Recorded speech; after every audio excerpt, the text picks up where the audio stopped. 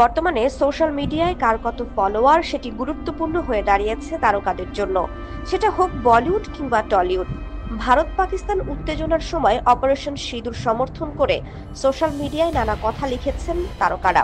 আর তাতেই হুড়মুড় করে ফলোয়ার্স কমতে শুরু করলো তাদের। মে মাসের ৭-৮ তারিখ থেকে আলিয়া ভাট, অজয় দেবগন, কার্তিক আরিয়ান, সারা আলী খান বা জাহ্নবী কাপুরের মতো তারকাদের ফলোয়ার্স কমেছে।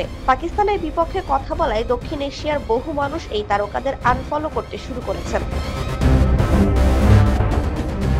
আলিয়া ভাট একদিনে ১ লাখ অনুসারী হারিয়েছেন। কার্তিক আরিয়ানের ফলোয়ার কমেছে ৬০,০০০। অজয় দেবগনকে একদিনে ২০,০০০ ফলোয়ার আনফলো করে দিয়েছেন। গত সপ্তাহে পাকিস্তানের কিছু শিল্পীর সোশ্যাল মিডিয়া অ্যাকাউন্ট ভারতে নিষিদ্ধ করা হয়। তার প্রতিবাদে বিভিন্ন দেশে বলিউড তারকাদের ফলোয়ারের সংখ্যা কমে গেছে। বলিউডের পাশাপাশি টলিপাড়ার শিল্পীদের অনেক ফলোয়ার রয়েছে বাংলাদেশে। ভারত বাংলাদেশ রাজনৈতিক সমীকরণের প্রভাব টলিপাড়ার শিল্পীদের সোশ্যাল মিডিয়া অ্যাকাউন্টের উপর কতটা প্রভাব পড়বে তা নিয়ে চর্চা শুরু হয়ে গেছে।